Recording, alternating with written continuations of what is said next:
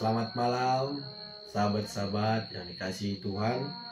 Di kesempatan kali ini saya ingin menyampaikan apa yang telah saya baca melalui buku 7 model Kristologi Sosial, mengaplikasikan spiritualitas Kristen dalam etika bersosial. Buku ini dituliskan atau salah satu karya dari Calvin S. Budiman, diterbitkan pada tahun 2013 oleh Literatur Saat. Kenapa dikatakan 7 model sosial? Karena Calvin mengambil dari 7 pemikir. Supaya rekan-rekan tidak penasaran, mari kita simak pada bagian pertama, di mana Calvin mengambil pemikiran Abraham Kuyper, Kristus dan Etika Manda. Jadi Abraham Kuyper di sini menekankan bahwa dalam setiap kehidupan, dasar dari setiap kehidupan itu adalah iman yang diwujudkan dalam kenyataan. Baik dalam setiap kehendak, otonomi kita, rasio kehidupan kita harus tunduk kepada kehendak hukum yang telah diberikan Tuhan kepada kita. Dan yang kedua, di mana Walter, seorang tokoh, Walter Rauschenbach, di mana dia adalah tokoh utama gerakan Injil Sosialisme, dia melihat bahwa ketimpangan-ketimpangan sosial itu terjadi. Jadi Walter menekankan gereja harus mengaplikasikan dan membuat keadilan merata terhadap seluruh umat Kristen. Bukan hanya umat Kristen saja, bagi orang-orang yang tidak percaya. Dia menekankan gereja tidak boleh tertidur melihat permasalahan sosial, terutama dalam permasalahan ekonomi. Yang ketiga, kita mungkin sudah tidak asing dengan nama Dietrich Bonhoeffer. Dietrich Bonhoeffer adalah salah satu orang yang menentang rezim Nazi dan mengkritik gereja yang berkompromi dengan kekuasaan.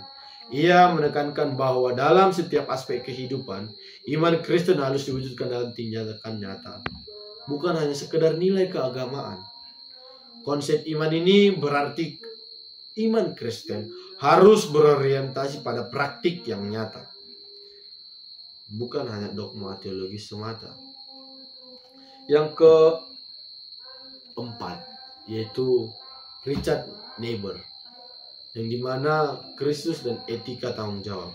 Niebuhr menekankan bahwa etika Kristen harus didasarkan pada tanggung jawab moral yang universal. Karena apa? Karena setiap tindakan manusia harus dapat dipertimbangkan dampaknya terhadap orang lain dan dunia. Gereja harus tetap berinteraksi dengan dunia sekuler, tetapi tidak boleh kehilangan identitas spiritualnya. Mungkin inilah yang terkadang terjadi. Gereja itu sulit untuk menjaga identitasnya bahwa dia adalah wakil Allah di dunia ini.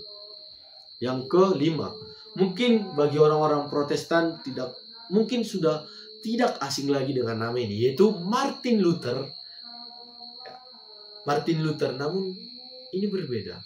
Bukan Martin Luther tokoh pada zaman Katolik Roma, melainkan Martin Luther King Jr. Dia menekankan terhadap Kristus dan etika kaum marginal.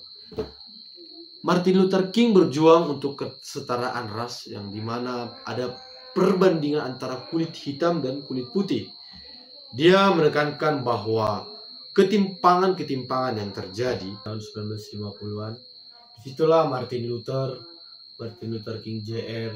membela keadilan, terutama bagi orang-orang yang terdiskriminasi.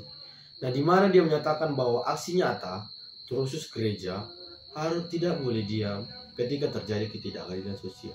Karena apa? Iman Kristen itu harus diwujudkan dalam aksi nyata untuk mengubah struktur sosial yang menindas. Terutama pada tahun 1950 itu, orang kulit hitam ditindas, terjadi denominasi.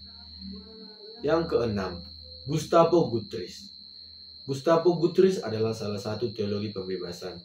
Guthrie mengembangkan pemikiran bahwa iman Kristen harus berorientasi pada perjuangan melawan ketidakadilan sosial, terutama dalam konteks pada masa itu di Amerika Latin.